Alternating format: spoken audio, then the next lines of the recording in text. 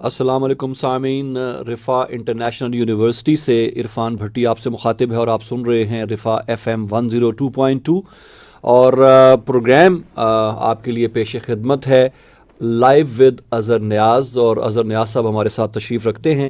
شاعر ہیں، ادیب ہیں، نقاد ہیں، کالم نگار ہیں اور میڈیا سائنسز کے استاد ہیں، اور ان کی زندگی کے مختلف تجربات اور مشاہدات کے اوپر گفتگو ہوتی ہے اس پروگرام میں۔ تو سر، سب سے پہلے تو آپ کو خوش آمدید بہت کہتے ہیں شکریہ، پروگرام میں۔ جزاک اللہ۔ اور آج کا جو ہمارا ٹاپک ہے سامعین، وہ ہے کلچرل انویژن، یعنی کہ ثقافتی یلغار۔ اس پہ گفتگو کریں گے اظہر صاحب سے۔ تو سر، سب سے پہلے تو میں یہ پوچھنا چاہوں گا کہ بیسیکلی کلچر کیا چیز ہے، کیا مراد ہے کلچر سے؟ ثقافت ہوتی کیا ہے؟ اچھا، میرا خیال تک شاید آپ پوچھیں گے کلچر اور ایگریکلچر میں کیا فرق ہے۔ ہے نا؟ اصل میں دیکھیں، بہت ہی آسان سا جواب ہے اس کا کہ ثقافت کیا ہوتی ہے، اور بہت مشکل سا بھی ہے۔ اچھا، اور اگر اس پہ کتابوں کی کتابیں لکھی گئیں کہ ثقافت ہوتی کیا ہے، کس طرح سے، کیسے، لیکن اگر 4-5 چیزوں کو دیکھ لیا جائے تو وہ ریفلیکٹ کر رہی ہوتی ہیں ہماری ثقافت کو، یا کسی بھی لوگوں کے ثقافت کو۔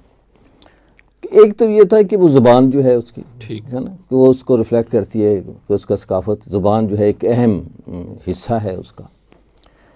پھر وہ کھانا کھاتے ہیں، مختلف طریقوں کے کھانے بناتے ہیں، پکاتے ہیں، ہمارا حصہ ہے، ہم کہتے ہیں جی ہماری ثقافت ہے، ہماری روایت ہے، ٹریڈیشن ہے، کلچر ہے۔ گھر کیسے بناتے ہیں، لباس کیسا پہنتے ہیں، اور ایک اہم جو حصہ ہے اس کا وہ ہے کہ اس کے جو غموں اور خوشی ہے نا، شادی بیاہ ہیں، مرگ ہے، موت ہے، اس کو کس طرح سے سیلیبریٹ کرتے ہیں، وہ کس طرح سے اس کا انعقاد کرتے ہیں، اس ایونٹ کو کس طرح سے ان چیزوں کو لے کے چلتے ہیں۔ تو یہ جو چیزیں ہیں، اگر اس کو ہم دیکھا جائے تو ہم سمجھیں کہ یار یہ 5 چیزیں جس میں جو ہیں 5 جو بھی ہیں وہ اس کے ثقافت کا حصہ ہوتی ہیں، کہ ہم کہتے ہیں کہ جی یہ ثقافت ہے۔ اور اگر مثال کے طور پر اگر ہم پاکستان ہی کو لے لیں تو یہاں بعض اوقات کچھ ایسی باتیں بھی آ جاتی ہیں کہ جی یہ تو ہندوؤں کی ثقافت سے ہمارے پاس آ گیا ہے نا۔ کچھ چیزیں جو ہم سمجھیں کہ نہیں یہ جی اسلامی ثقافت ہے، اور امہ کا ایک لفظ ہم استعمال کرتے ہیں تو یہ کہتے ہیں کہ جی جو من حیث القوم ہمارا جو اسلامی طریقہ کار ہے غموں اور خوشی کا اور کھانے کا پینے کا۔ لیکن غالباً میری رائے میں جس کو ہم کلچر کہہ رہے ہوتے ہیں، ثقافت کہہ رہے ہوتے ہیں، اس کا تعلق اس کے ریجن سے ہوتا ہے۔ صحیح کہ عرب میں ہو سکتا ہے کہ لباس اور طرح سے پہنا جاتا ہو، تو اس کا تعلق موسموں سے بہت زیادہ ہوتا ہے۔ اسی طرح سے افریقہ میں مسلمان ہوں گے تو کوئی اور طرح، پاکستان کے جو لوگ ہیں، سندھی ہیں، پنجابی ہیں، بلوچی ہیں، پختون ہیں، کشمیری ہیں، یہاں پٹھوار کے لوگ ہیں، ہر 50-60 کلومیٹر کے بعد جو ہے ہمارا کلچر جو ہے، ایون جو اگر پنجابی بھی ہے تو اس کا ڈائلیکٹ بدل جاتا ہے، اس کا بولنے کا انداز بدل جاتا ہے، اس کے رہنا سہنا بدل جاتا ہے۔ تو اس طرح سے اس کا تعلق موسموں کے ساتھ ساتھ لوگوں کی جو کمیونٹی ہوتی ہے اس کے ساتھ بھی بہت زیادہ میرے خیال میں اثر انداز ہوتا ہے کہ وہ کس طرح سے رہتے ہیں۔ کہ ایک مذہب ہونے کے باوجود، مذہب جو ہے میں اس کو ذاتی طور پر کلچر کا حصہ نہیں سمجھتا۔ بالکل، جو ماڈرن ڈیفینیشن ہے اس میں مذہب کو وہ کلچر کے حصے کے طور پہ لیتے ہیں، لیکن میری بھی اپنی ذاتی رائے یہی ہے کہ کلچر بیسیکلی جو ہے وہ تابع ہے مذہب کے تابع ہے۔ مذہب جو ہے وہ ایک بڑی چھتری ہے جس کے نیچے جو ہے کلچر اپنا رہنا سہنا جو ہے وہ، مطلب مسلمان لوگ جو ہیں وہ ٹوٹل پوری دنیا میں جہاں بھی ہیں وہ مسلمان ہیں، ایک امت ہیں۔ اور وہ اگر نماز پڑھتے ہیں تو کئی مرتبہ میں ایسے ملکوں میں گیا ہوں جہاں زیادہ مسلمانوں کی تعداد، تو وہ ہمیں دیکھ کر کہتے ہیں السلام علیکم، لا الہ الا اللہ، لا الہ الا اللہ، بسم اللہ الرحمن، مطلب 2-3 جملے ایسے بولتے جیسے وہ اظہار کریں کہ جی ہم مسلمان ہیں، ہے نا، اور خوشی کا اظہار کرتے ہیں مسلمانوں کو دیکھ کر اور کرتے۔ تو اس طرح سے ایک جو مسلمان ہے وہ اگر افریقہ میں ہے، ہو سکتا ہے وہ کھانا اور طرح کا کھاتا ہو، لباس اور طرح کا پہنتا ہو، لیکن قوم کے طور پر جو اس کا کلچر یا ثقافت اسلامی ہوگی، وہ اس کے دین کے اندر رہتے ہوئے سب چیزیں جو ہے وہ ہو رہی ہوں گی۔ مجھے وہ ڈاکٹر انیس صاحب کا جملہ بڑا اچھا لگتا ہے، بعض کو ایک جگہ وہ بات کر رہے تھے کہ امریکی کہتے ہیں کہ جی ہمیں آزادی ہے، ہم جا کے جو مرضی ہے ساحل سمندر پہ کریں، صحیح ہے نا۔ تو کہیں گے کہ مجھے بھی آزادی ہے کہ ہونی چاہیے کہ میں بھی ساحل سمندر پہ جاؤں اور وہ نہ دیکھوں جو مجھے وہاں نظر آتا صحیح ہے نا. آپ کو اگر آزادی ہے کپڑے اتارنے کی تو مجھے آزادی ہونی چاہیے کہ میں ایسے نہ اتارنے کے ساتھ اس منظر کے وہاں جو ہے اس کو دیکھ سکوں اور کر سکوں. تو آزادی تو دونوں طرف ہوتی ہے نا, صرف ایک طرف آزادی تو نہیں ہوتی ہے. بالکل صحیح ہے سر. وہ ایک شعر ہے نا کہ وقت کرتا ہے پرورش برسوں, حادثہ ایک دم نہیں ہوتا. تو یہ جو کلچرل انویژن ہے, دوسرا کسی فارن کلچر کو اڈاپٹیوٹی جو ہے اس کی کس طرح سے وہ آ کے رائج ہو جاتی ہیں دوسرے رسوم و رواج جو ہمارے نہیں ہوتے, یہ ایک دم سے تو نہیں ہوتا. یقیناً اس کے پیچھے بھی ایک لمبا ایک عرصہ چاہیے. ایسے ہی ہے جیسے میں جو اردو زبان ہے نا اس کو میں زبان نہیں کہتا, اسے کہتا ہوں کہ یہ کلچر ہے. صحیح ہے نا. یہ اگر آپ اردو زبان سیکھتے ہیں تو آپ ایک ثقافت کا حصہ بن جاتے ہیں, ہے نا. بالکل جس طرح سے قرآن پاک کے بارے میں کہا جاتا ہے کہ وہ عربی جو ہے وہ قرآن کی زبان ہے, تو اردو جو ہے وہ ایک تفسیر قرآن کی زبان ہے. صحیح بالکل صحیح. بہت چیزیں جو ہیں اس کے اندر آپ کے. اسی طرح سے جب آپ اردو بول رہے ہوتے ہیں, اردو پڑھ رہے ہوتے ہیں, اردو لکھ رہے ہوتے ہیں, تو وہ ایک نئے دنیا میں آپ داخل ہو جاتے ہیں. صحیح ہے نا, جس کا آپ جو ہیں انگلش پڑھنے والے جو ہیں اس کو شاید سوچ بھی نہیں سکتے. ایک ہوتا ہمارے دوست ہیں عباس حسین, وہ میرے لیے قرآن پاک کی ایک تفسیر کا تحفہ لائے. 2 والیوم تھے, بڑی اچھی, اور کو دیکھا بڑا. تو میری بیٹی جو ہے کہنے لگی کہ آپ نے جتنی تعریف کی ہے اس کی, میری خواہش ہے کہ میں اسے پڑھوں لیکن مجھے اردو پڑھنی نہیں آتی. تو وہ کہنے لگا کہ بیٹا آپ اس طرح کرو کہ آپ اردو صرف اس تفسیر کے لیے سیکھ لو, ہے نا. تو وہ اردو جو ہے بعض اوقات کچھ چیزیں جو ہیں ہمیں خاص مقصد کے لیے بھی کچھ چیزیں جو ہیں وہ سیکھنی پڑتی ہیں اور کرتے ہیں. تو اردو اس طرح سے ایک بہت بڑی زبان جس کے اندر اس کا اپنا کلچر ہے, اس کا با انداز, اس کے آداب, اس کی سب چیزیں جو ہیں. اگر آپ جب اردو میں اور اردو کے لٹریچر کے ساتھ منسلک ہوتے ہیں تو آپ ایک نئے کلچر کے ساتھ, جو کہ اسلام سے بہت ہی قریب ہے جو چیز. اچھا, اردو کو میں اس لیے لے آیا کہ اردو کے بننے کا جو پس منظر ہے نا, وہ بھی اسی طرح سے جیسے کلچر بنتا ہے. صحیح. مثال کے طور پر ہم اردو جو ہے اسے لشکری زبان کہتے ہیں, اور اردو لفظ جو ہے اس کے معنی بھی ترکی میں لشکر ہی کے ہیں. ٹھیک ہے نا. ہمارے کوئی دوست تھے کراچی یونیورسٹی کے, بولخار کشفی صاحب, اور دوسرے ایک مرتبہ بتا رہے تھے کہ ہم ترکی گئے تو ایک جگہ بہت بڑی بلڈنگ تھی اور بڑا خوبصورت سا اس کے اوپر اردو مرکز لکھا ہوا تھا, ہے نا. تو وہ ہم نے کہا کہ وہ یہ تو ہمارا اپنا گھر نکل آیا, تو چلو چلتے ہیں. تو ہم جناب 5-6 یونیورسٹی کے اساتذہ جو اردو ڈپارٹمنٹ سے تعلق رکھتے تھے وہ اندر گھس گئے.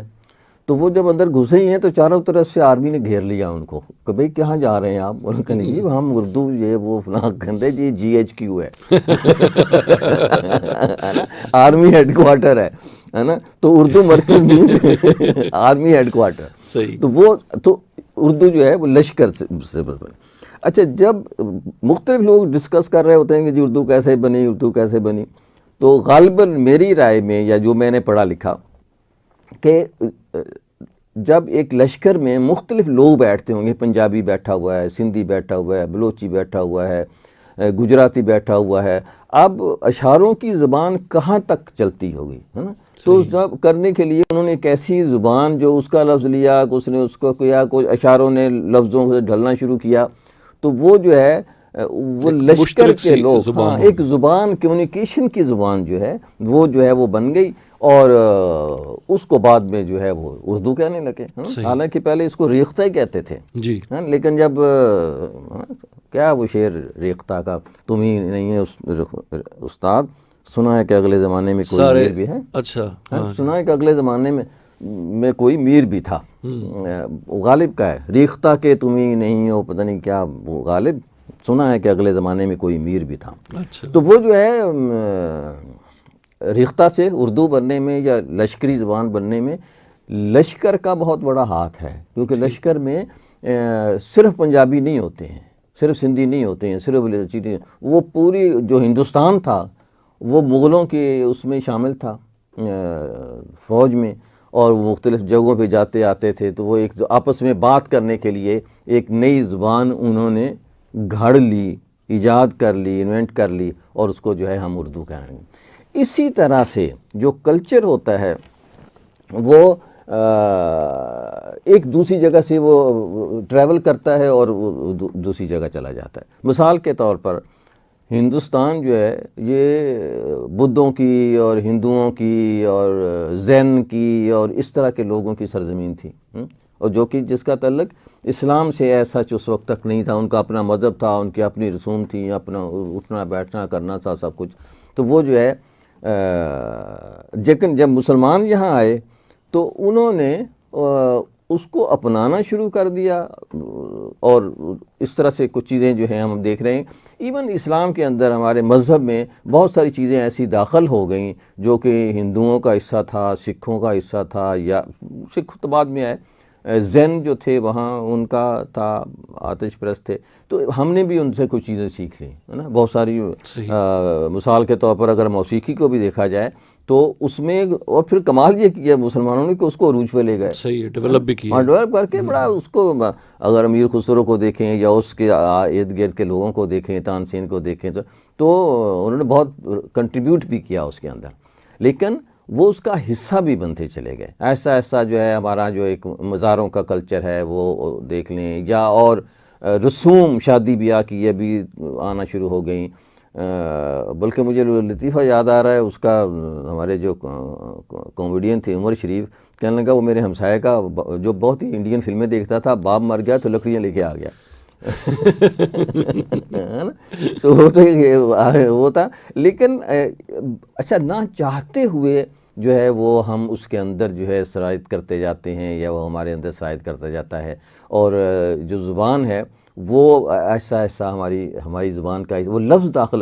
اچھا، اردو میں یہ خوبی ہے یا خامی ہے کہ وہ دوسری زبانوں کو اپنے اندر جذب کر لیتا ہے، سمو لیتا ہے، اور اس کو اپنا بنا لیتا ہے. مثال جیسے اردو کا نہیں ہے نا، بالکل. تو وہ اس طرح سے دوسری زبانوں کے بہت سارے حصے جو ہیں وہ ہمارے ہاں شامل ہو جاتی ہے. عربی کے بے شمار لفظ ہے نا، قرآن پاک پڑھتے ہوئے آپ کو اندازہ ہوگا، خاص طور پر جو قرآن عربی ہے اس کے اندر سے بے شمار لفظ جو ہیں، ضعیف کو سمجھ رہے ہیں نا، ضعف ادھر موجود ہوگا جہاں ضعیف موجود ہوگا. تو اس طرح سے بے شمار لفظ ہیں جو کہ ہماری اردو کا حصہ بن گئے.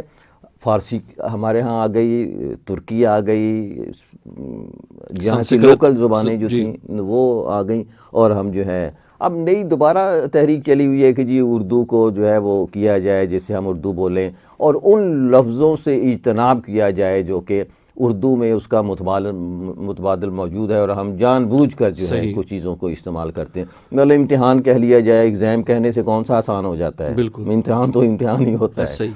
تو اس طرح سے میرا خیال میں یہ کلچر جو ہے دوسرے اس سے جو ہے کسی نہ کسی کمیونٹی کو متاثر کرنے کی کوشش کرتا ہے. اور آپ نے دیکھا جو عرب سے اسلام جب نکلا ہے، افریقہ میں گیا ہے، دوسرے ملکوں میں گیا ہے، اسپین میں گیا ہے، ہنگری میں گیا ہے، بوسنیا میں گیا ہے، رشیا میں گیا، تو وہاں کے کلچر کو متاثر کیا ہے اس نے، ہے نا. اچھا، اس کے نہ صرف گھروں کو متاثر کیا، بنانے کے آرکیٹیکٹ جو ہے وہاں پہنچا ہے، مسجدوں کی صورت میں وہاں پہنچا ہے، بلکہ آداب جو تھے، اٹھنا بیٹھنا، تجارت، ہے نا. خاص طور پر کہا جاتا ہے کہ افریقہ میں جتنا بھی یا دوسرے ملکوں میں پہنچا ہے تو ہمارے جو مسلمان تاجر تھے ان کی وجہ سے پہنچا، کہ وہ جو ہے کہتے ہیں یہ کمال تاجر ہے، اپنی پروڈکٹ کی برائی پہلے بتاتے ہیں، اچھائی بعد میں بتاتے ہیں. صحیح. یہ ان کے لیے ایک بہت ہی انہونی سی بات تھی. صحیح. جس سے جو وہاں نہ صرف لوگ مسلمان ہونا شروع ہو گئے بلکہ انہوں نے اس ایمانداری کو پلے باندھا. اور اس میں تو اس طرح سے یہ جو چیزیں ہیں جیسے ایمانداری ہے، یہ کلچر ہے نا، یہ کوئی خوبی نہیں ہے، یہ ہماری ثقافت کا حصہ ہے. اسی طرح سر کلچر کے حوالے سے یہ ہے کہ ہمیشہ یہ دیکھا گیا ہے ہسٹری میں کہ فاتحین لے کے آتے ہیں، اور جس جگہ وہ ڈومیننس ان کی ہو جاتی ہے تو وہ اپنا کلچر بھی وہاں امپوز کرتے ہیں. آپ کو نہ چاہتے ہوئے وہ اڈاپٹ کرنا چاہتے ہیں. آپ چاہتے ہیں کہ ان کے ساتھ آپ کے جو فاتحین ان کے ساتھ تعلقات اچھے ہوں، آپ ان کی زبان بولنا شروع کرتے ہیں، اس طرح کا لباس پہننا شروع کرتے ہیں، اور آہستہ آہستہ اگر وہ ڈومیننس جو ہے وہ 2-4 صدیوں پہ محیط ہو تو تقریباً کلچر کا کلچر ہی تبدیل ہو جاتا ہے. اور ایک بڑا اچھا نقطہ آپ نے تاجروں والا بتایا ہے کہ تجارت سے بھی کلچر جو ہے وہ ٹریول کرتا ہے ایک جگہ سے دوسری جگہ. موجودہ دور میں سر میرے خیال میں سب سے جو پاورفل میڈیم ہے کلچرل کی ٹرانزیکشن کا، دیٹ از میڈیا. جی بالکل. اس حوالے سے کچھ کہا، ابھی تو سب سے بڑا چیلنج یہی ہے کہ میڈیا کی وجہ سے جو کلچرل یہ جو یلغار کا لفظ استعمال کیا آپ نے، انویژن ہے یہ واقعی، اس کا میرے خیال میں تو میڈیا ہی ہے مین کرتا دھرتا ثقافتی یلغار کا.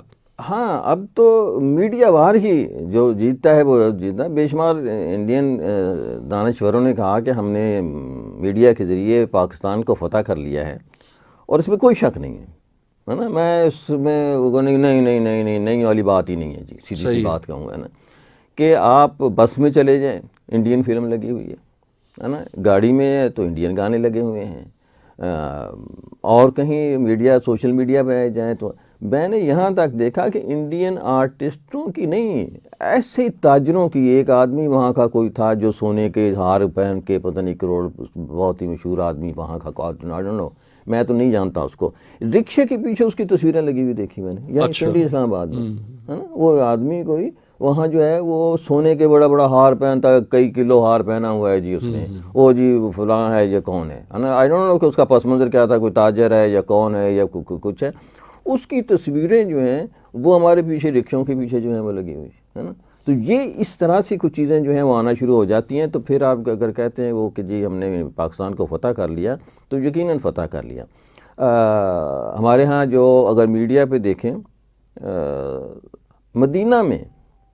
مدینہ شہر میں احاطے کے اندر مسجد نبی کے جو ہوٹل ہیں وہاں انڈین چینل کی بھرمار تھی, اور پاکستانی ایک ہی پی ٹی وی نیوز آتا تھا, انگلش کا والا جو چینل اس کا جو انگلش کا, اور باقی کوئی اور اس کے اوپر بھی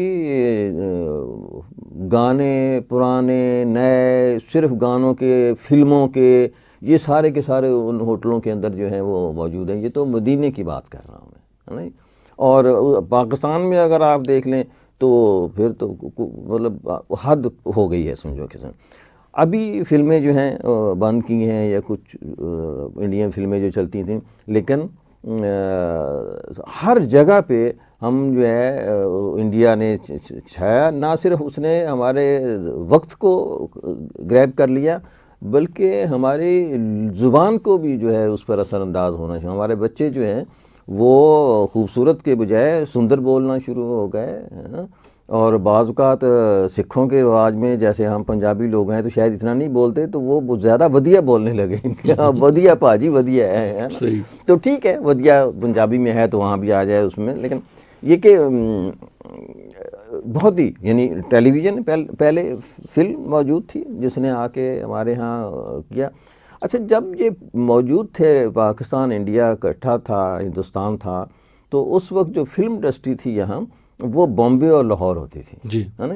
اچھا, جب تقسیم ہو گیا تو لاہور میں تو کچھ رہا نہیں, سارا بامبے چلا گیا, تو کچھ لوگ یہاں رہ گئے کچھ وہاں رہ گئے ہے نا. اس کے بعد جو پاکستان میں بننے لگیں فلمیں, کسی نے بھی اس وقت بھی توجہ نہیں دی ہے نا. مجھے وہ جملہ بڑا آتا ہے یاد, منٹو کا ہے غالباً, کہ وہ وہاں سے آ رہا تھا بمبے سے کہیں سے, کراچی پہنچا, کراچی سے اس نے لاہور آنا تھا تو ٹکٹ نہیں مل رہا تھا. تو جب اس نے کہا کہ مجھے یار جلدی جانا, اچھا ان دنوں میں شاید وہ جتنی سیٹیں ہوتی تھیں اتنے ہی ٹکٹ جاری کیے جاتے تھے, کھڑے ہو کر یا لٹک کر یا بیٹھ کر آنے کا رواج نہیں تھا شروع 1947 کے بعد. تو اس نے کچھ ایسے تھوڑے پیسے آگے کیے ٹکٹ کلیکٹر کے, یار کچھ خیال کرو میرا, یہ رکھ لو کچھ ایکسٹرا تو مجھے جو ہے نا ٹکٹ دے دو. تو وہ جو ہے اس نے بندہ جو تھا اس نے واپس کیے منٹو کو پیسے, اور کہنے لگا باؤ جی وہ دن لنگ گئے ہوں ہے نا, ہوں پاکستان بن گیا ہے, ہوں یہ نہیں چلنا جو کچھ تسی کر دے پے.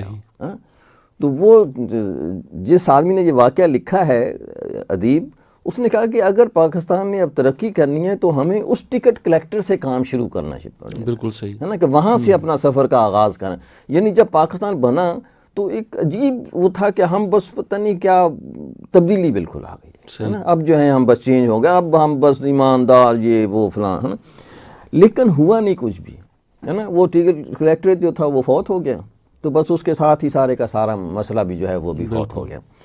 اچھا, اب جو ہے فلمیں جو تھیں وہ جب پاکستان میں, تو وہ اس طرح سے نہیں بننا شروع ہوئی. فلم کے اندر ایک ہی شخص ایسا بھی نہیں تھا جس نے یہ کہا ہو کہ جی اب پاکستان بن گیا ہے تو پاکستانی فلم بننی چاہیے. صحیح ہے نا. وہی جو اسی اسٹائل کو وہی گانے, وہی نغمے, وہی ہیروئن، وہی ساری چیزیں، وہی ٹیکنالوجی ہے نا. کچھ ہم نے اپنا کرنے کی کوشش نہیں کی. اپنے سے مراد یہ ہے کہ نہ اس کے اندر کوئی دین آیا، نہ اس کے اندر کوئی دنیا آئی، نہ پاکستان ہی آیا، کہ ہم نے اس کی طرف توجہ ہی نہیں دی، اور وہ اپنی راہ میں بہتے بہتے جو ہے جو کچھ بھی تھا تابع تقدیر جو چیزیں فلمیں بننا شروع ہوئیں جو ہے بنتی چلی گئیں. جب ٹیلی ویژن آیا تو وہ تب بھی وہاں فلم انڈسٹری زیادہ تھی، بڑی تھی، اور سارے لاہور کے لوگ اور باقی پنجاب کے لوگ بھی اپنے انٹینے اوپر کر کے تو مغل اعظم دیکھنے کی کوشش کرتے تھے کہ ہاں جی وہ ہم نے اپنی مغل اعظم بنانے کی کوشش نہیں کی ہے نا. اور جو چیز انہوں نے پیش کی وہی دی. اس سے مجھے یاد ہے کہ ایک مرتبہ کہیں میری پریزنٹیشن تھی حکومت کے کسی ادارے میں، تو میں نے پاک چین کے اوپر میری خواہش تھی کہ کچھ چیزیں ایسی ہوں جو ہم چاہتے ہیں. مثال کے طور پر ہمارے پاکستان چائنا کے ساتھ تعلقات ہیں، ہمارے افغانستان سے تعلقات ہیں، ہمارے انڈیا سے تعلقات ہیں، ہمارے ترکی سے تعلقات ہیں. جب آپ جا کے سوشل میڈیا پہ یا گوگل کرتے ہیں تو ہمیں جو مضمون ملتے ہیں وہ ان کے ہوتے ہیں جو ہمارے دشمن ہیں. تو میں نے ایک مضمون ڈھونڈا، پورے اس میں ایک ہی مضمون تھا، پرانی بات ہے، تو وہ ایک سکہ لکھا ہوا تھا، پاک چائنا ریلیشنز بائی سم بڈی سنگھ. اچھا اس کی میں نے ہارڈ کاپی نکالی اور وہاں گیا تو میں نے پیش کی. میں نے کہا جی یہ تو پہلا آپ کے لیے گفٹ لایا ہوں میں، جس کی بنیاد پر میری پوری سوچ ہے کہ ہمیں جب پاک چائنا ریلیشنز پہ گوگل کریں تو وہ مضمون آنا چاہیے جو ہم چاہتے ہیں، جو میں چاہتا ہوں، جو اصل ہمارے تعلقات ہیں. اس کے بارے میں تو کوئی چیز نہیں آ رہی. یہ مضمون تو اس کا آ رہا ہے جو سکھ ہے اور ہندو ہے، اور وہ ہمارے پاک چائنا تعلقات کو بہت ہی بری نظروں سے دیکھتا ہے. اور اس نے واقعی وہ جو ہے مضمون تھا، اب میں وہ لفظ نہیں استعمال کرنا چاہتا کہ جو اس نے پاکستان اور چائنا کے ساتھ کیا تھا. تو ہم جو اور میڈیا میں بھی وہ چیزیں اسی طرح سے آ رہی ہیں جس طرح سے ہمارا دشمن چاہتا ہے، وہ نہیں آ رہی جس طرح سے ہمارا دوست چاہتا ہے یا ہم چاہتے ہیں. تو وہ اب ہر چیز میڈیا وار جو ہے، آپ نے دیکھا ہوگا عراق کی، کویت کی ہوئی، عراق ہوئی، دوسرا. تو اس سے پہلے امریکہ پوری دنیا کو اپنی ایک ٹیکنالوجی دکھاتا ہے میرے پاس بڑے خوفناک جہاز ہیں، وہ یوں جاتے ہیں، یوں بغیر اس کے مٹی لے کے چاند سے آ جاتے ہیں، دوسری دنیا میں جائیں تو بغیر اس کے ایک خوف جو ہے اس کے اندر اپنا وہ بٹھا. اس کے بعد جو ہے وہ جنگ جو ہے وہ 2-3 دن کی جنگ کرتا ہے، کام ختم کر کے گھر آ جاتا ہے. اب اس سے زیادہ جنگ سے جو فیلڈ میں لڑی جاتی ہے، جنگ میڈیا پہ لڑی ہے. ٹرمپ کو جتانے میں روس کا ہاتھ تھا. یار کیسے روس کو آ گیا وہاں کے ووٹ ڈالنے لگا؟ نہیں، اس کی امیج بلڈنگ میں، اس کے دوسری چیزوں میں اس نے پیسہ خرچ کیا، اس نے انویسٹ کیا، اور اس کے ساتھ اس کو آگے کچھ چیزوں کو لے کے آ گیا. تو اس طرح سے بہت ساری چیزیں ہمارے ہاں جو ہیں وہ اس انویژن جو یلغار ہے اس میں آ رہی ہے. وہ نہ صرف ہمارے سیاست کو، ہمارے دین کو، ہمارے گلچ کر رہی ہیں، یوں سمجھ لیں نا، خراب کر رہی ہیں، اس کے اندر شامل ہو کے اس کو گندا کر رہی ہیں. ٹھیک سر، یہ بتائیں کہ ابھی آپ نے بھی تقریباً اسی بات کی تائید کی کہ میڈیا جو ہے نا ایک بڑا پاورفل ٹول ہے کلچر کو امپوز کرنے کا، کلچر کو ایکسپورٹ کرنے کا، کلچر کو امپورٹ کرنے کا. اچھا، ہمارے ہاں بھی دیکھا گیا ہے کہ ہم پہلے ایک، جیسے آپ نے ذکر کیا کہ انڈین انویژن ہے میڈیا کی طرف سے، اور وہ ہمارے کلچر کے اوپر اس کا بھی بڑے اس کے اثرات ہیں. بچے آپ نے کہا کہ وہ زبان انہوں نے اس طرح کے الفاظ بولنا شروع کر دیے. ظاہر کہتے ہیں کہ سیئنگ از بلیونگ، کہ جو چیز آپ دیکھتے ہیں اس پہ آہستہ آہستہ آپ اس پہ بلیو کرنا شروع کر دیتے ہیں. اسی طرح ہم نے انگریزوں کے کلچر کو اڈاپٹ کیا. بہت ساری چیزیں ہمارے ہاں ابھی بھی، ہمارا لباس اور کافی حد تک جو ہے نا وہ انگریزی کلچر کے اندر جو ہے ڈھل گیا ہوا ہے. ہم بڑے فخر سے انگریزی کے الفاظ بولتے ہیں، اور انگریزی بولنے والے بڑے فخر سے اس چیز کا اظہار کرتے ہیں کہ وہ بڑے کوئی سویلائزڈ لوگ ہیں، اور ہم نے مطلب ان کی زبان کو ایک ذریعہ سمجھ لیا اپنی ڈومیننس کا، لوگوں کو امپریس کرنے کا. اسی طرح ابھی اگر ریسنٹلی آپ دیکھیں میڈیا کے اوپر تو ٹرکش یلغار، ٹرکش کی کلچرل یلغار بھی نظر آتی ہے. اس حوالے سے کیا کہیں گے آپ؟ اچھا بھائی دیکھیں، یہ نیا چیلنج ہے. ہاں میرے خیال میں بالکل نیا چیلنج ہے، اس میں کوئی شک نہیں ہے، لیکن یہ ہمارے اوور آل اسلامی کلچر سے قریب ترین ہے. ٹھیک ہے، اسی لیے زیادہ سپیڈ سے لوگوں نے اس کو ابزارو بھی کیا، لوگوں نے اس کو دیکھنے کی، اس میں بھی کوشش کی، اور اس کسی بھی چیز کی مثال کے طور پر جو ایف ایم آیا جیسے، جی سر، تو ایف ایم کی مقبولیت کی وجہ اس کی کوالٹی تھی کہ آواز کلیئر تھی، ٹھیک ہو گیا، ہے نا، صحیح ہے۔ میڈیم ویو والا نہیں تھا، اے ایم نہیں تھا، تو اس میں تو شوں شاں زیادہ ہوتی تھی، اس میں آواز کلیئر ہو گئی۔ بالکل۔ اچھا، اب جو ترکی آیا ہے، یا اگر سیدھا کہا جائے کہ ارطغرل پاکستان میں آیا ہے، تو اس کی وجہ اس کی کوالٹی ہے نا۔ ایک تو یہ کلچر ہے کہ جو بھی اس کے اندر دکھایا جا رہا ہے۔ اچھا، وہ دو طرح کے لوگ ہیں جی جو اس کی مخالفت میں یا حق میں بات کر رہے ہیں یا کچھ۔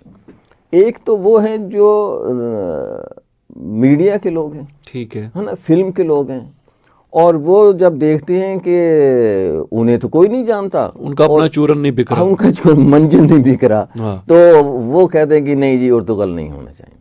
دوسرے وہ ہیں کہتے ہیں کہ جی یہ تو واحد ڈرامہ آیا ہے جس کے اندر نماز روزے کی بات کی جاتی ہے، اللہ کی بات کی جاتی ہے، جہاد کی بات کی جاتی ہے، اور کس طرح سے ان سیاسی حریفوں کی بات کی جاتی ہے جنہوں نے مسلمان کو نقصان پہنچایا، اور ایک آدمی جس کا اللہ پہ یقین وہ ہوتا ہے، وہ جو ہے وہ جیت جاتا ہے، اور دیکھیں 3-4 وہ ابھی بھی اتر سکتے ہیں گردوں سے، ہے نا، قطار اندر قطار اب بھی۔ تو وہ جو ہے وہ 3-4-5 لوگوں کے ساتھ، 10 لوگوں کے ساتھ، 20 لوگوں کے ساتھ ہزاروں سے جا کے ٹکر لے لیتا ہے، بڑی ریاستوں سے، منگولوں سے، عیسائیوں سے، صلیبیوں سے۔ تو وہ اس سے مسلمانوں کے اندر ایک جذبہ پیدا ہوتا ہے کہ یار ہاں بڑا اچھی بات ہے۔ اور میں نے تو کئی مرتبہ، میرے گھر میں ایک ملازم میں کام کرتا، وہ جب وہاں چل رہا ہوتا ہے تو وہ دیکھتا ہے، وہ دعا مانگتا ہے تو آمین وہ کہہ رہا ہوتا ہے۔ وہ ایسا ہوتا ہے جیسے وہ وہیں بیٹھا ہوا، انوالومنٹ اس کی اس طرح سے ہوتی ہے نا۔ اور لوگوں کو میں نے روتے ہوئے بھی دیکھا کہ یار وہ اسے ہے تو وہ یار یہ ہو گیا، بہت شدید۔ وجہ اس کی یہ ہوتی ہے کہ اس کا جو پروڈکشن ہے نا جی، وہ زبردست ہے نا، کہ اگر آپ 5-7 منٹ دیں مجھے، تو ارطغرل کے جس طرح سے ہالی ووڈ کی ایک سینگ ہے کہ کسی بھی فلم کے لیے 3 چیزیں اہم ہوتی ہیں: سکرپٹ اور سکرپٹ، جی ٹھیک ہے۔ اور ارطغرل کا جو کنٹینٹ ہے، جس کو ہم رائٹنگ ہے، سکرپٹ ہے، وہ اتنا زبردست ہے سر، ٹرانسلیٹ ہو کے بھی اتنا پاورفل ہے، حالانکہ ہاں اوریجنل میں تو اور بھی زیادہ ہوگا، ٹرانسلیٹ ہو کے بھی وہ زبردست ہے۔ مطلب ایسے سکرپٹ میں تو تبدیلی نہیں آتی، ترجمہ ذرا سا ہو جاتا ہے اوپر نیچے، لیکن یہ ہے کہ انہوں نے اس کی کوشش کی ہے، بڑی اچھی ایفرٹ اس لحاظ سے کہ پی ٹی وی کی، بلکہ پی ٹی وی جیسے مردہ گھوڑے میں جان ڈال دی۔ ایسا ہی ہے، بالکل ایسا ہی ہے کہ لوگ جو ہیں 8 سے 9 کوئی دوسرا چینل نہیں دیکھ رہے ہوتے، میں 90% لوگ پی ٹی وی دیکھ رہے ہوتے ہیں، ایسا ہی۔ اور کچھ اور چیزیں جاتے یا یوٹیوب پہ دوبارہ دیکھ لیتے ہوں گے یا کچھ اس طرح۔ اچھا، اس کا جو اسکرپٹ ہے وہ اتنا زبردست ہے کہ ہمیں، اچھا کئی سٹائل ہوتے ہیں کہانی لکھنے کے۔ مثال کے طور پر ایک سٹائل ہوتا ہے جس میں پہلے صفحے پہ ہی قتل ہو جاتا ہے نا، اور پھر ہم پورا ناول اس لیے پڑھتے ہیں کہ یار دیکھیں یہ قتل کس نے کیا، کیوں کیا، وجہ کیا تھی، کس سے فائدہ پہنچا، کس کو فائدہ نقصان۔ ٹھیک، ایک ہوتا ہے کہ وہ کہتا ہے کہ میں قتل کروں گا، اور ہم کہتے ہیں کہ یار دیکھیں یہ قتل کر پاتا ہے کہ نہیں کر پاتا، صحیح ہے نا۔ پھر اینڈ تک ہم اس کہانی کو سسپینس میں لے جاتے ہیں کہ اچھا دیکھتے ہیں کیا ہوتا ہے، اینڈ کیسے ہوتا ہے، ختم کیا ہوتا ہے۔ اسی طرح سے یہ جو ہے، اس کا نام ہے ارطغرل غازی۔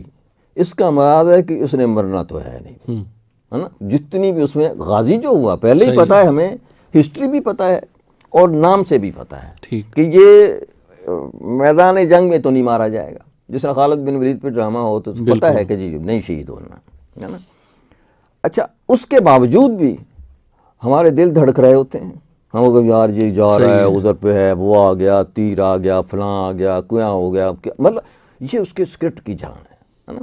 اب جو کہانی جیسے ہمارے یہاں روایتی کہانی ہوتی تھی کہ جی پہلے ایک آغاز ہوتا ہے، پھر اس کا کانفلکٹ ہوتا ہے، پھر اس کا انجام ہوتا ہے، مطلب پھر سسپینس میں لے کے، اب وہ جو بیل شیپ والی سٹائل ہے نا جی، وہ سٹائل کہانی کی گئی ہے بدل۔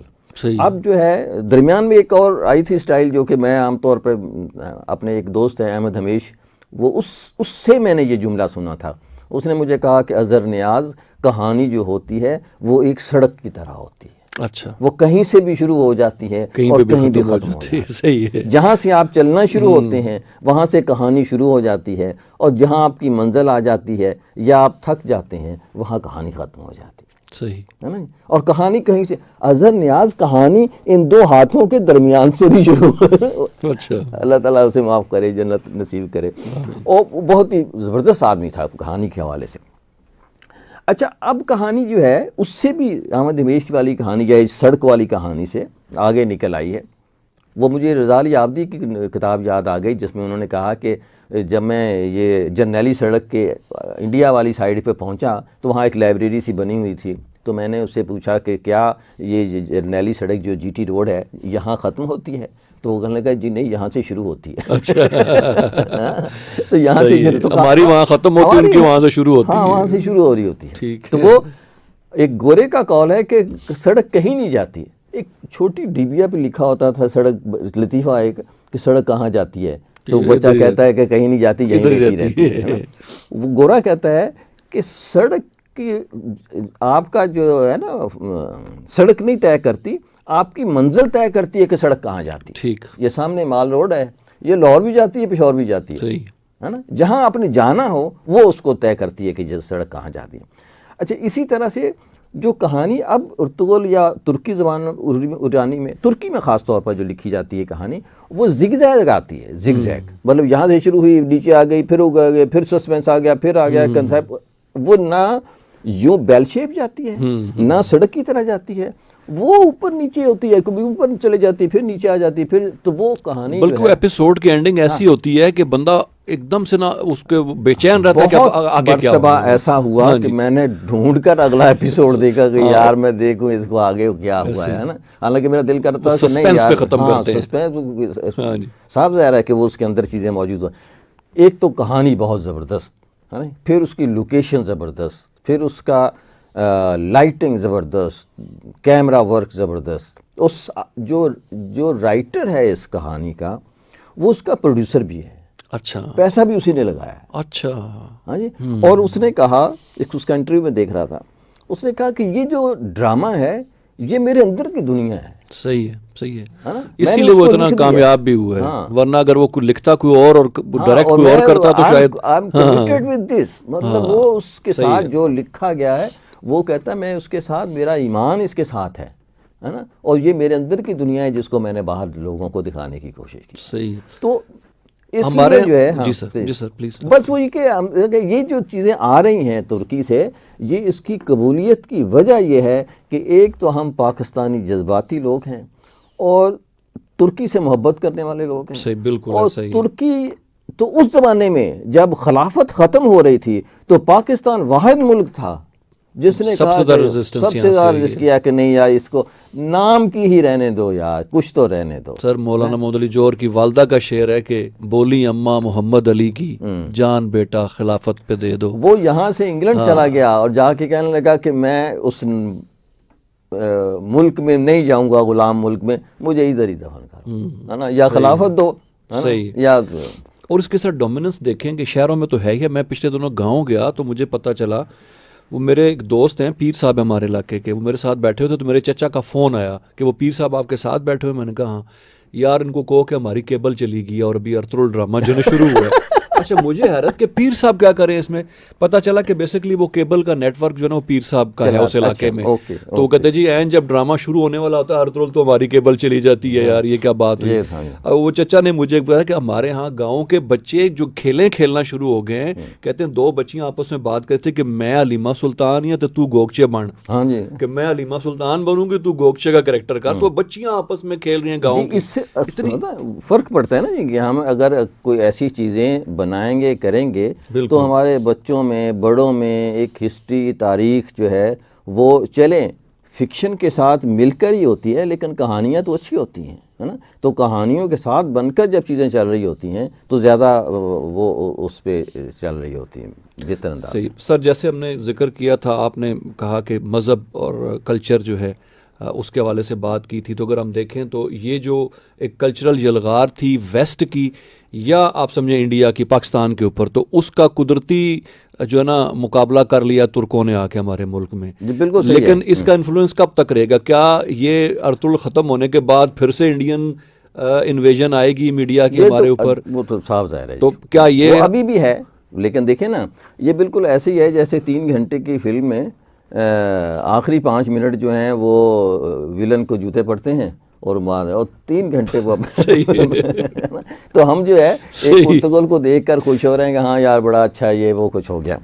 ایک مرتبہ ڈاکٹر انیس صاحب سے ایسے گفتگو ہو رہی تھی, ان کا بھی یہ اس کا کلچرل انویژن بڑا ان کا موضوع ہے, سبجیکٹ ہے اور بڑا بات کرتے ہیں اس کے اوپر. مجھے ایسے ہی انہوں نے کہا کہ آپ کے خیال میں کیا حل کیا ہے؟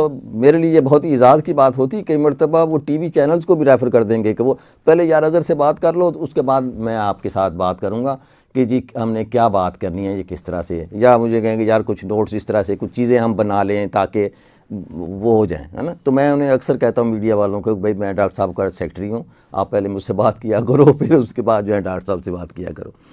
تو وہ بات ہو رہی تھی تو کہنے لگے کہ کیا حل کیا ہے اس کا. میں نے کہا جی دیکھ سمپل سی بات ہے, اگر ہم نے یہ چاہتے ہوں کہ انڈیا سے آلو نہ منگوائیں تو ہمیں آلو منگوانے پڑے, اپنے خود اگانے پڑیں گے, صحیح ہے نا. اسی طرح سے ہم نے ان کا نیوک کا مقابلہ نیوک سے کیا, تو یہ کیسے ہو سکتا ہے کہ ہم ان کی فلم کا مقابلہ تقوی سے کریں؟ صحیح, بالکل صحیح, نہیں ہو سکتا. فلم کا مقابلہ فلم ہی سے ہوگا, بالکل, ہے نا, جس طرح سے ارطغرل کے ساتھ کیا ہے نا. اگر ہم چاہتے ہیں کہ اس کی فلم جو ہے یا اس کے گانے جو ہے یا اس کی کچھ چیزیں جو ہیں وہ ہمارے ہاں اثر انداز, یا کارٹون, ہے نا.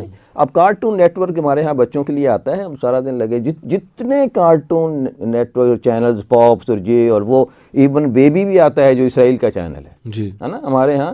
مجھے نہیں معلوم کہ اس کی ضرورت ہمارے بچوں کو کیوں ہے بیبی چینل کی, وہ ہمارے ہاں چلتا ہے, اسرائیل کا چینل ہے وہ, ہاں جی, لیکن ہماری بہت سارے نیٹ ورک پہ موجود ہے. اگر ہم یہ چاہتے ہیں کہ یہ نہ ہو تو ہمیں وہ اس کا مقابلہ اسی پروڈکٹ سے کرنا پڑے گا, ہے نا. فلم کا مقابلہ فلم سے ہوگا, نیوک کا مقابلہ نیوک سے ہوگا, پیاز کا مقابلہ پیاز سے ہوگا, اور اگر ٹیلی ویژن گانے جو کچھ بھی ہے ہمیں اسی ہی میں لینا پڑے گا. اور نہیں, تقوی سے نہیں ہو سکتا. میں بہت معافی سے چاہتا ہوں, میں نہ مفتی ہوں نہ کچھ بھی ہوں, لیکن یہ ہے کہ تقوی سے جنت تو مل سکتی ہے, لیکن اپنے بچے جو ہیں وہ ہم خراب کر لیں گے. مطلب میں یہ نہیں کہ متقی نہ ہوں, ہے نا, متقی ہونا چاہیے, لیکن اگر ہم نے مقابلہ کرنا ہے تو یہ نہیں دیکھنا ہے کہ ڈاکٹر قدیر 5 وقت کی نماز پڑھتا ہے کہ نہیں پڑھتا ہے. لیکن مجھے ذاتی طور پہ زیادہ پتہ ہے کہ وہ تہجد گزار بھی ہیں, لیکن یہ ہے کہ ہمیں یہ دیکھنا ہے کہ جس بندے کو جس کام کے لیے رکھا جا رہا ہے وہ کام بھی کر سکتا ہے کہ نہیں کر سکتا ہے. صحیح ہے. تو ہمیں اس ثقافتی یلغار کا مقابلہ اپنی ثقافت کو مضبوط کر کے میڈیا کے چینل پہ, مثال کے طور پر بھٹی صاحب, ہماری اس موجودہ حکومت نے یہ کہا کہ ہم بچوں کے لیے ایک چینل لانچ کریں گے, اعلان کیا ہمارے سائنسدان صاحب فواد چودھری صاحب نے, نہیں ہوا.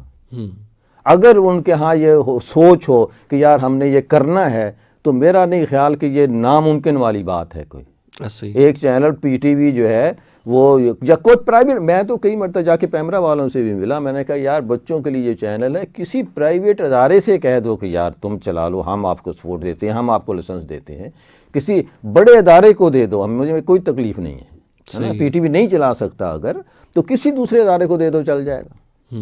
لیکن ہم نہیں کرنا چاہتے, ہم چاہتے نہیں. اور بچے جو ہیں وہ سارے جو ہیں جتنے چینل ہیں بچوں کے, وہ سارے انڈیا میں ڈبنگ ہوتی ہے, اور یہاں ہمارے ہاں وہ دیکھی جا رہے ہوتی ہیں, اور وہ پروگرام بھی وہی ساری چیزیں جب آ رہی ہوتی ہیں تو وہ سارا اپنا کلچر بھی ساتھ لے کے آ رہی ہوتی ہیں. ہمیں جو ایک دیوار بنانی ہے اس کے مقابلے میں, وہ اسی پروڈکٹ کی بنانی ہے. صحیح ہے. بہت بہت شکریہ اظہر صاحب تشریف لانے کا. سامعین محترم, پروگرام لائیو ود اظہر نیاز آپ سماعت فرما رہے تھے رفاع FM 102.2 پہ, اور میں بتاتا چلوں کہ یہ پروگرام ہمارے فیس بک کے پیج پہ بھی براہ راست نشر ہوا. بہت سارے لوگوں نے ان کو جوائن کیا, پسند بھی کیا, خاص طور پہ علی احمد صاحب نے میسیج کیا اور ظفران خان صاحب نے, اور پروگرام کو پسند کیا. بہت بہت شکریہ آپ تمام خواتین و حضرات کا جو ہمارے چینل کو دیکھتے ہیں, سنتے ہیں اور پروگرامز کو پسند کرتے ہیں. یہ نشریات آپ تک پہنچانے میں ہمیں معاونت حاصل رہی. ہمارے براڈ کاسٹ انجینئر جناب واجد محمود کی, ان کا بھی بہت بہت شکریہ. عرفان بھٹی کو رفا FM 102.2 کے اسٹوڈیو سے اجازت دیجیے. اللہ حافظ.